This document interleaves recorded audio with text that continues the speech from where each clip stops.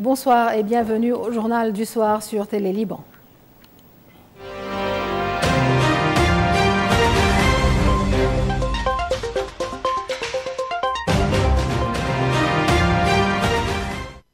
Dans une escalade sans précédent, Israël a lancé une vaste offensive aérienne contre l'Iran. L'opération Lion dressé a mobilisé plus de 200 avions de combat et visé plus de 100 cibles stratégiques. Plusieurs hauts responsables militaires et scientifiques iraniens ont été tués, tandis que l'Iran a riposté par une attaque de drones. La région est en état d'alerte maximale.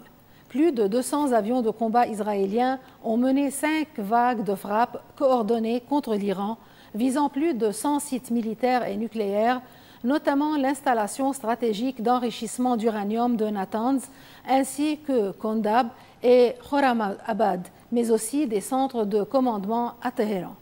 De puissantes explosions ont été ressenties jusque dans des quartiers résidentiels. Des incendies ont ravagé le centre de commandement des gardiens de la Révolution. Les médias d'État iraniens font état de morts civiles et de destructions massives. Des civils racontent avoir vécu l'enfer. Selon les autorités iraniennes, l'attaque a causé d'importantes pertes humaines, parmi lesquelles plusieurs hauts gradés militaires. Le commandant en chef des gardiens de la Révolution, Hossein Salami, et le chef d'état-major Mohammad Baqiri auraient été tués. 2 scientifiques du programme nucléaire iranien figurent également parmi les victimes. Israël a affirmé aussi l'élimination du général Gholam Ali Rachid, maître d'œuvre de la coordination opérationnelle entre les forces armées iraniennes et leurs alliés régionaux. Le régime iranien a perdu aussi un pilier diplomatique, Ali Shamkhani, l'ancien ministre de la Défense, qui est mort des suites de ses blessures. Et côté scientifique, Israël a frappé fort.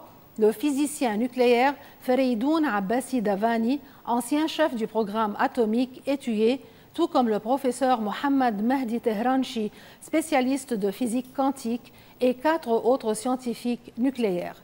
Pour le Premier ministre israélien Benjamin Netanyahou, cette opération vise à repousser une menace existentielle. Israël a décrété l'état d'urgence et fermé l'aéroport international Ben Gourion, redoutant une riposte par missile ou par drone. Les défenses anti-aériennes sont activées à leur capacité maximale. Donc, en riposte à l'attaque israélienne, l'Iran a lancé plus de 100 drones vers Israël, déclenchant l'une des pires escalades entre les deux pays depuis des décennies.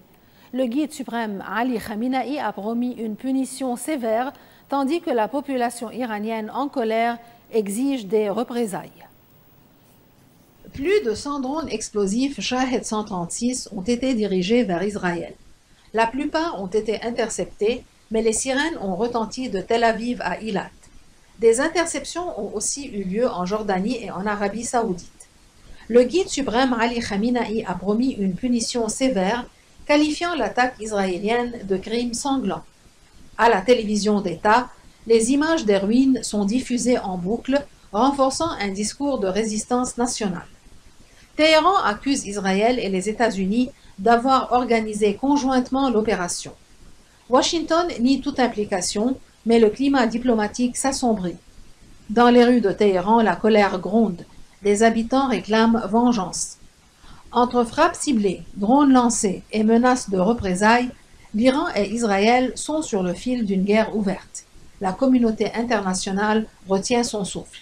Dans cette atmosphère explosive, la succession au sommet du pouvoir militaire iranien se met en place dans l'urgence, alors que la riposte de Téhéran n'est pas une question de si, mais de quand. Le guide suprême Khamenei a nommé de nouveaux chefs militaires. Le général Abdelrahim Moussaoui devient chef d'état-major des forces armées et Mohammad Pakpour, jusque-là commandant des forces terrestres des gardiens, prend la tête du CGRI.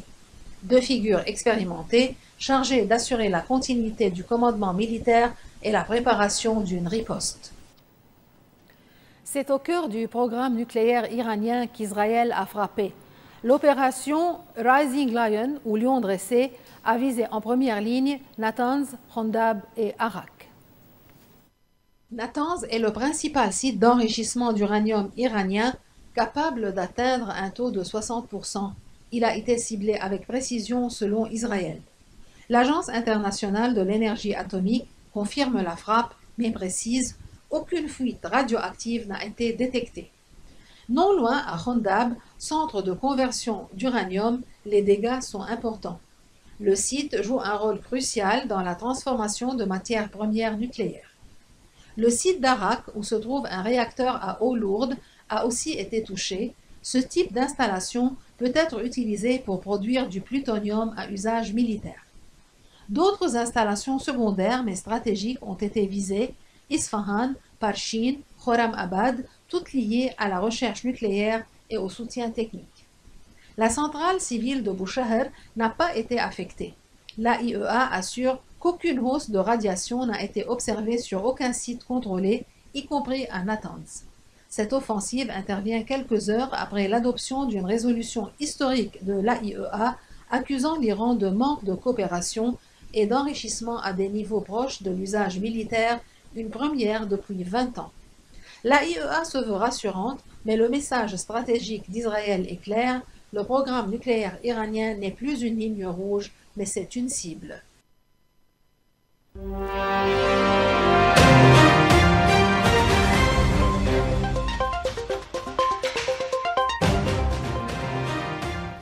L'opération israélienne Lion dressé contre des sites militaires et nucléaires iraniens a déclenché une onde de choc mondiale. Tandis que Téhéran riposte par des drones, les grandes capitales appellent à la retenue. De Washington à Pékin, de Riyad à Moscou, la communauté internationale redoute une escalade incontrôlable au Moyen-Orient. Sur la scène internationale, les condamnations se multiplient. À Washington, les États-Unis assurent n'avoir pas participé à l'opération, mais avertissent Téhéran de toute attaque contre leurs intérêts. Donald Trump confirme avoir été informé en amont de l'attaque. Il a insisté « L'Iran ne doit pas avoir la bombe nucléaire, nous sommes prêts à défendre Israël ». Et il annonce la convocation de son Conseil de sécurité nationale. Sur sa plateforme Truth Social, il appelle Téhéran à conclure un accord avant qu'il ne reste plus rien et prévient « Les prochaines attaques seront encore plus brutales ». Il accuse l'Iran d'avoir rejeté chance après chance pour conclure un accord et affirme que certains de ses dirigeants sont morts car ils ignoraient ce qui allait arriver. Le commandement américain pour le Moyen-Orient, le CENTCOM, est en état d'alerte. Le chef de la diplomatie, Marco Rubio, affirme que les États-Unis ne sont pas impliqués, mais avertit Téhéran de ne pas viser les intérêts américains et affirme que les troupes américaines sont en alerte maximale au Moyen-Orient. L'ONU appelle à la désescalade immédiate. Le secrétaire général, Antonio Guterres, exhorte les deux parties à désamorcer la crise. Les réactions fusent à travers le monde. La Russie parle de frappes inacceptables. La Chine se dit profondément inquiète. L'Arabie saoudite dénonce une violation flagrante de la souveraineté d'un pays frère et la Turquie exige l'arrêt immédiat des agressions. Le sultanat d'Oman dénonce une escalade dangereuse qui compromet les effets diplomatiques. La Jordanie a annoncé avoir intercepté plusieurs missiles et drones entrés dans son espace aérien et a donné l'ordre à sa population de rester chez elle. Le gouvernement de Amman condamne les frappes israéliennes comme une violation flagrante du droit international. L'Union européenne, le Japon, l'Allemagne, la France, l'Union africaine, l'Inde, tous plaident pour une désescalade et pour un dialogue diplomatique. Les tensions militaires s'accompagnent d'un séisme économique mondial. Tandis que Téhéran menace de riposter sans limite, les marchés financiers plongent, le pétrole bondit de 12%, l'or s'envole et le risque d'une fermeture du détroit d'Ormuz fait redouter une crise énergétique globale. Jusqu'à 20% du pétrole mondial y transite. Alors que le spectre d'un embrasement généralisé plane sur le Moyen-Orient, la communauté internationale redoute désormais un engrenage incontrôlable.